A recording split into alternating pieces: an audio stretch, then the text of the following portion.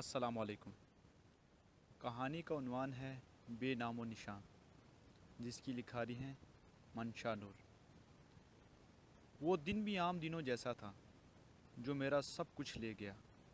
वो एक खूबसूरत दोशीज़ा थी। मैंने कभी ज़िंदगी में कभी किसी को आंख उठाकर देखा तक नहीं था, लेकिन अचानक ही हमारे घर के बराबर वाले घर में, जो काफ़ी अरसे से सुनसान रहता था, रौनकों में बदल गया। मेरी अम्मी बच्चों को कुरान पाक पढ़ाया करती थी और ख़ुद भी 5 वक्त की नमाजी परहेज़गार थी, और बचपन से ही उन्होंने हमें भी यही तालीम दी थी। जब भी मैं हूँ बहू अम्मी की कही बातों पर अमल करता था और कैसी लड़की को देखना भी गुनाह समझता था, लेकिन फिर किस्मत को कुछ और ही मंजूर था। वो दिन मैं अपनी ज़िंदगी से आज तक नहीं निकाल पाया। वो भी मामूल की तरह का ही एक दिन था जब हमारे बराबर वाले घर में अचानक रौनकें लगी हुई थीं। वहाँ हर तरफ कमकें जगमगा रही थीं। शोर-गुल इतना कि कान पड़े आवाज़ सुनाई न देती थी। लड़कियों के हंसने की आवाज़ें, म्यूज़िक की आवाज़ ने माहौल को डिस्टर्ब कर रखा था। और इसी दौरान मेरे इम्तिहान सर पर थे और घर में आवाज़ें गूंजना मामूल बन गया था। मैं कभी एक कमरे तो कभी दूसरे कमरे किताबें लिए घूमने लगता, लेकिन कोई ऐसी जगह मुयस्सर ना आती थी जहां मैं सुकून से पढ़ सकता था। और मेरी अम्मी का एक अलग बुरा हाल था कि नमाज भी चैन से नहीं पढ़ सकती थी। फ़ौरन गानों की आवाज़ें आना शुरू हो जाती। सुबह का टाइम तो जैसे तैसे सुकून से गुजर जाता। सुबह अम्मी बच्चों को कुरान पढ़ा देती, लेकिन दोपहर के टाइम तो कानों में साएं साएं बूफर बजने लगते, जिसकी वजह से अम्मी मैं भी परेशान रहने लगा कि उनके घर में शादी ख़त्म हो तो हमारी ज़िंदगी में सुकून आए। पर नहीं। एक हफ़्ता, 2 हफ़्ते गुजरने के बाद उनके घर ढोलकी ख़त्म होने को नहीं आ रही थी। फिर हमारे मोहल्ले के किसी खातून ने बताया कि इनके तो 2 महीने बाद शादी है और ये ढोलकी मज़ीद 2 महीने और चलेगी, बल्कि बढ़ेगी। अभी तो कुछ भी नहीं है। जिस पर मैं और मेरी अम्मी दिल थाम कर रह गए। उनकी धूमधाम से अब हर कोई बेजार नज़र आने लगा और मोहल्ले वाले शिकायतें लेकर कभी कोई तो कभी कोई उनका दरवाज़ा बजाने लगा कि बराए मेहरबानी आवाज़ कम कर लें। लेकिन इस घर की लड़कियां भी काफ़ी बोलने वाली और बेबाक किस्म की थीं। हर किसी को झाड़ कर रुखसत कर देती, जिस पर मोहल्ले वालों ने आवाज़ से तंग होकर एक दूसरे को जमा करके आवाज़ें उठाने की सोची, जिस पर तमाम मोहल्ले वालों ने जमा होकर इस घर के किसी बड़े से मिलकर आवाज़ कम करवाने के बारे में मशवरा दिया। इत्फाक़े राय से उनके दरवाजे पर जाकर दस्तक दी। बार बार दस्तक पर कोई भी ना आया। तकरीबन 1 घंटे बाद एक उढेर उम्र की औरत पान चबाती हुई बाहर आई और गरजदार आवाज़ में कहने लगी कि आप लोगों को सुकून की इतनी कमी है तो अपने अपने घरों का कहीं और बंदोबस्त कर लें। हमारा घर है, हम कुछ भी करें, और अब लोगों की वजह से हम अपने शौक़ पूरे ना करें। फिर उस पर एक मर्द ने हिम्मत बांधते हुए कहा कि किसी मर्द को भेजें, हम औरत से बात नहीं करते। जिस पर मुकाबिल खड़ी औरत ने आंखों में आंखें डालकर पहले तो मुंह से पान की पीप थूकते हुए मुंह खाली किया और तेवरियां चढ़ाकर बेबाक अंदाज में बोली कि मर्द नहीं है तो कहाँ से लाऊं या तुझे बनाऊं। और दरवाज़ा मुंह पर बंद करती, पैर पटकती वहाँ से चल निकली। और वहाँ खड़े सारे मर्द हौनकों की तरह इस बेबाक खातून को देखते रह गए और इस पर फिर कभी बात करने पर इत्फाक किया। मोहल्ले वालों से ही सुनी सुनाई बातों पर मुझे भी गुस्से ने आन घेरा। ये क्या बात हुई भला? सारा सुकून गारत कर रखा है। अगर कुछ सुनना ही है तो कम से कम ये जो स्पीकर का वॉल्यूम है कम ही कर ले, ताकि दूसरों को तो सुकून मिले। पूरे मोहल्ले को सुनाने की क्या ज़रूरत है? और फिर रोज़ रात को हल्ला गुल्ला शोर शराबा, और फिर मोहल्ले को बंद करने के लिए यहाँ से वहाँ तक टेंट लगवाना, ये तो हद ही हो गई। अब तो मुश्किल जगह रहती थी, अब क्या मैं बाइक सर पर रख कर निकालूंगा? उफ उफ, मेरे अल्लाह कैसा इम्तिहान है। اور کل میرا پیپر بھی ہے، اور آج یہ ٹینٹ میں کیا اور شور شرابہ کرنے والے ہیں۔ انہوں نے تو جینا ہی حرام کر رکھا ہے۔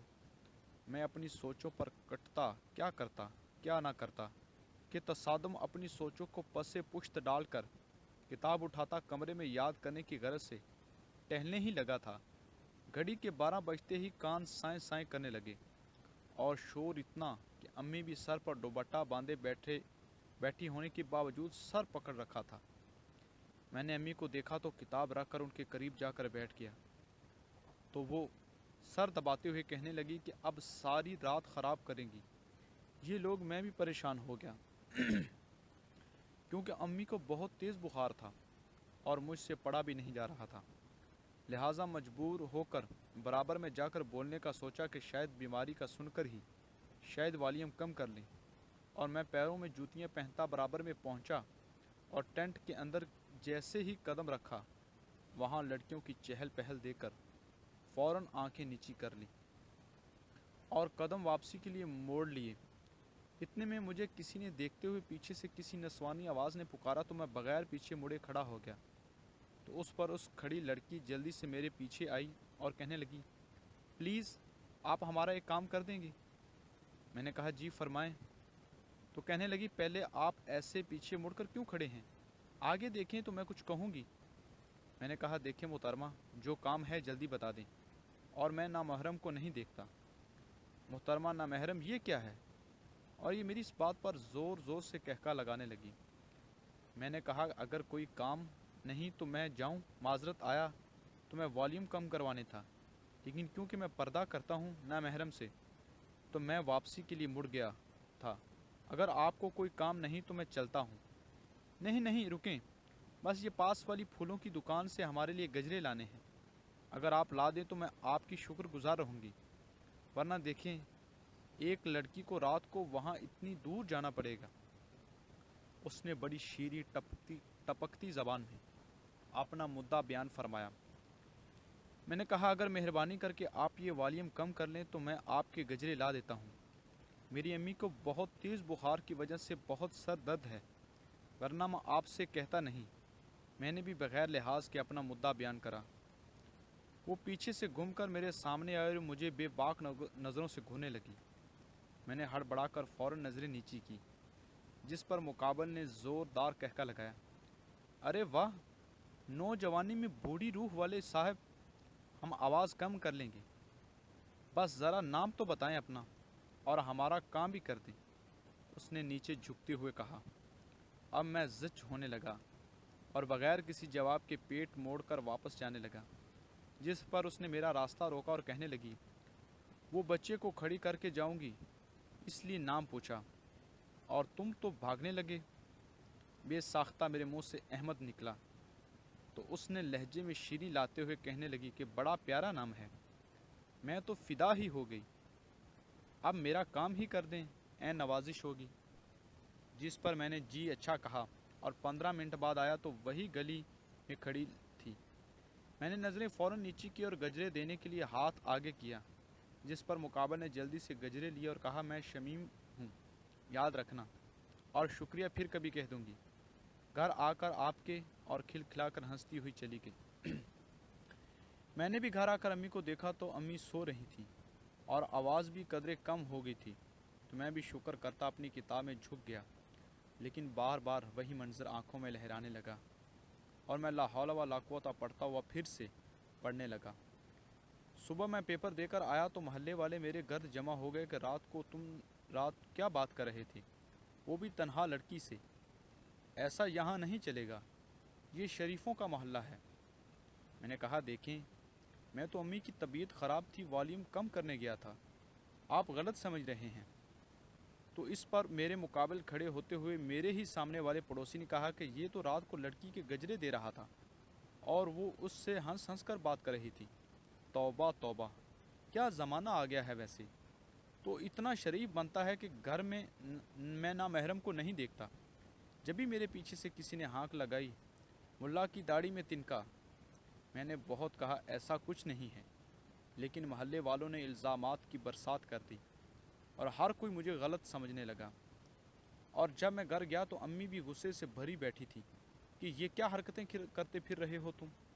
رات کے اندھیرے میں عشق کا بھوت سوار تھا تو مجھے بتا دیتے، میں خاموشی سے رشتہ لے کر جاتی۔ کہاں سے جانتے ہو ایسے؟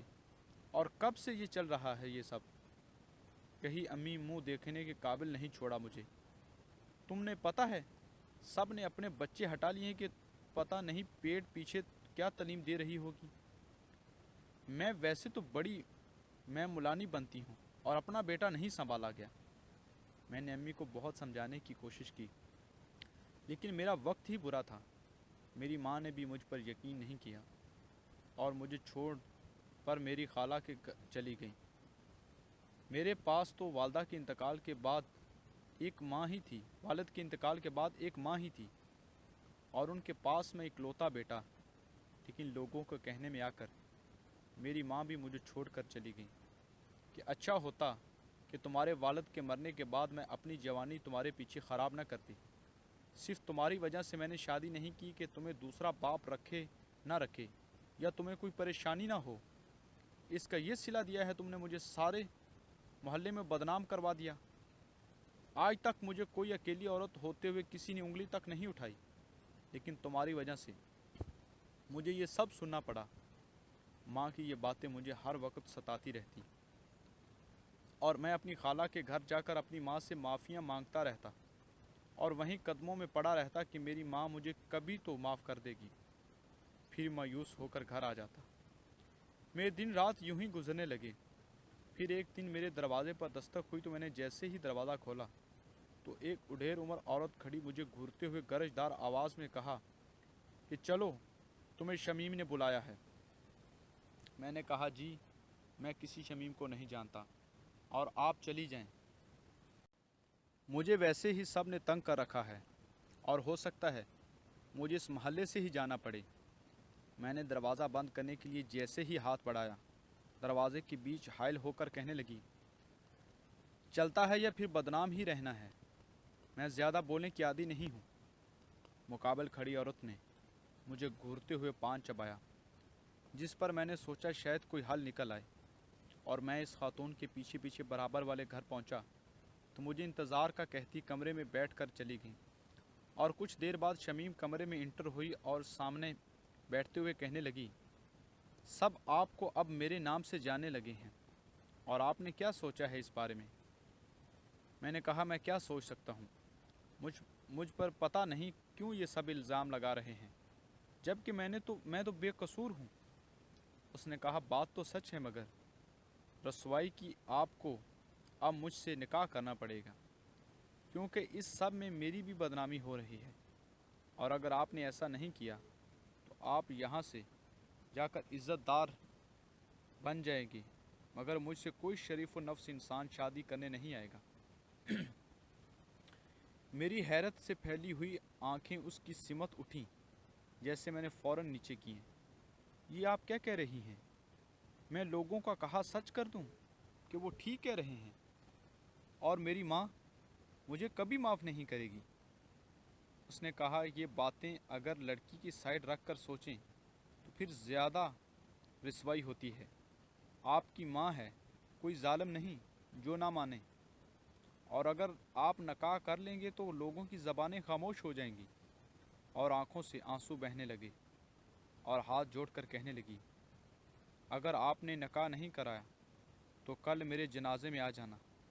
اور کہتی ہوئی روتی ہوئی بھاگ گئی اور میں بھاری قدموں کے ساتھ اپنے گھر چلا گیا اور سوچنے لگا کہ اب کیا کروں کہ اتنے میں کوئی اچانک پھر دروازہ پیٹنے لگا تو میں نے جھنجھلاتے ہوئے دروازہ کھولا تو وہی خاتون روتی ہوئی آئی، بیٹا جلدی ہسپتال چلو، شمیم نے خودکشی کی ہے۔ تو میں پھر اس خاتون کے ساتھ ہسپتال پہنچا تو دیکھا شمیم نڈھال سے ہسپتال کی بیڈ پر پڑی ہوئی تھی۔ تو میرے دل میں کچھ ہوا اور گھڑی کی چوتھائی حصے میں میں نے نکاح کا فیصلہ کیا اور دوستوں کو بلا کر نکاح کر لیا، جس پر شمیم پھولے نہیں سما رہی تھی۔ جو نڈال لگ رہی تھی وہ فوراً ٹھیک ہو گئی۔ میں بھی مطمئن تھا، بس امی کو منانا رہ گیا تھا۔ شمیم بہت خوبصورت لگ رہی تھی، لال رنگ میں، کوئی آسمان سے اتری ہوئی پری لگ رہی تھی۔ मैंने फ़िलहाल शमीम को उसके ही घर छोड़ रखा था। नया घर ढूंढता फिर रहा था जहां अपनी नई ज़िंदगी शुरू करूं। लेकिन मैं जैसे ही खुश खुश शमीम के घर में कदम रखा तो आने वाली आवाज़ ने मुझे रुकने पर मजबूर कर दिया। तुम लोगों ने देखा मैं कैसे एक ही दिन में निकाह किया, और सामने वाले पड़ोसी को पैसे देकर तो मेरा काम आसान हो गया। जब मैंने पहली दफ़ा अहमद को देखा था तो जब ही सोच लिया था कि मैं शादी करूंगी तो इसी से, बस इससे ज़्यादा मैं नहीं सुन सकता था। और मैंने जाते ही एक ज़ोरदार तमाचा उसके मुंह पर लगाया कि ये असलियत थी तुम्हारी, और एक साथ 3 लफ्ज़ों में फारग कर बैठा। वो शशदर खड़ी रह गई कि उसके साथ ये सब क्या हुआ, और झटके से उठती हुई पास पड़ी छुरी से अपनी नब्ज़ काट ली। ये सब इतना जल्दी हुआ कि मैं सोच भी न सका कि क्या करूं या क्या ना करूं। और वो इस दुनिया फ़ानी से रुखसत हो गई, और हमेशा के लिए वहाँ से आने वाले कहके बंद हो गए। मेरी ज़िंदगी आबाद हो के वीरान हो गई। मैंने जल्दबाजी की। मैं उसे माफ़ भी तो कर सकता था। मैं अब ज़िंदगी की ऐसी कशमकश में हूँ कि मैं कहाँ गलत और कहाँ सही पता नहीं चलता। मेरी अम्मी खुद ही वापस आ गई, हालांकि सब भुलाकर। लेकिन मैं इस कशमकश से आज तक नहीं निकल पाया कि मैंने जल्दबाजी की। ख़त्म शुरू।